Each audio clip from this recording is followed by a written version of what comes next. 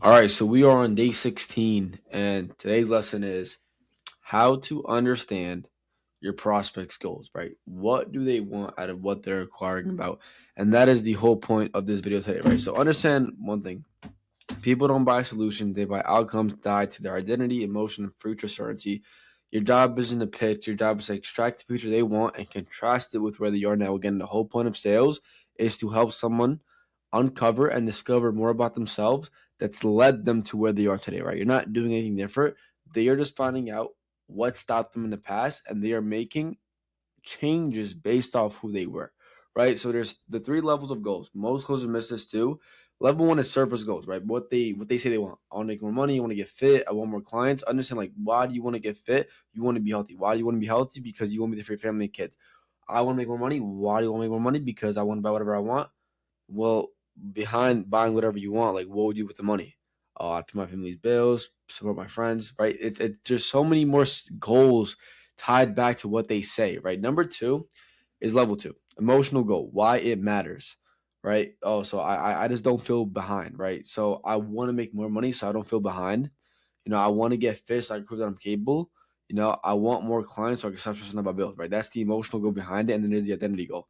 Level three is right? And like look at this order. I want to make more money so I don't feel left behind because I want to be the guy people respect. That's an identity, right? I want to be fit so I can prove that I'm capable and I want to feel confident again. That's the emotional goal. I want more clients so I can stop stressing about bills. I want to know I did not waste my potential. Again, these are all emotional tie down goals that these prospects have tied back to identity. The whole point of your job is to make them uncover it, discover it, and then cause urgency based off their goals when it comes to time gapping and consequencing, right? This is literally where decisions happen, right? So the goal extraction framework, step by step. Number one is always start off with open-ended questions, right? Future questions, right? Start wide, let them talk. Examples of that are like, if this worked really for you, right? What would life look like 6, 12 months from now? Right? Very open ended, right? It's not very specific, right? What does success actually mean for you to be here, right? Again, very unspecific, very vague. You don't know what that means, right? Because what would life look like 6, 12 months from now? Life could look like many different things. I'm going to tell you, oh, bro, traveling whenever I want, rich, not working, no 9 to 5, right? Like that's very vague. Number two is clarify and zoom in. Now you kind of lens, right? Why that specifically, right? So whenever your prospect gives you a goal, whatever their goal might be, you always want to ask why about their goal. Because again, understand that people all have the same goals. We all have the same goals. We all want to get rich, buy the nice car, pay our parents' bills. Like, bro, we all have the same goals. What's gonna separate us from our goals? Right? Why we want it? Because why do we all want it? We all want it for different reasons, right? So why that specifically? What would that allow you to do that you can't do now? Oh, bro, making 10K a month, it allowed me to pay my parents' bills, move out, buy a nicer car, right? So now we know that he's struggling. These are wants and goals that he has for himself. This moves from logic to emotion, right? Number three is quantify the goal. Make it real. Vagueness kills urgency. That's why you have to be very, very specific when it comes to their goals, right? Examples of that are, what does more money look like in numbers, right? Oh, I just want more money, bro. Okay, 100%. Like, what does more money look like in numbers? Because, oh, taking a Zen out and I pop another one. Okay, so look, example. When a prospect says, oh, bro, I just want to make more money, 100%, bro. I mean, like, I'm asking, like, what does more money look like in numbers for you? Oh, bro, if I'm making 20K, 30K a month, like, that'd be awesome. I mean, yeah, bro. I mean, like, as of right now, like, how far would you say that, you are from that 20, 30K goal? Oh, I'm like, 10K away. So okay, so this person is making 10K, right? You always want to quantify because whatever is not quantified, it's not understood. And whatever is not understood isn't understood. It gets passed by, right? It doesn't go through the brain properly, right?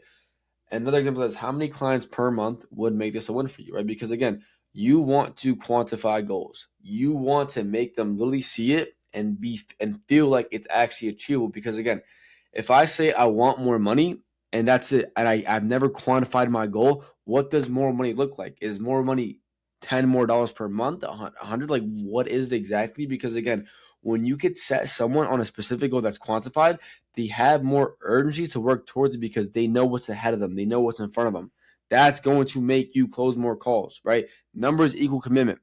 Number 4 is attach identity. This is the most important step, right? Example of that is what would achieving that, say about you, right? How would you see yourself differently if you hit that, right? Like what would change for you personally, right? Knowing that you then made 20, 30K at 19 years old, right?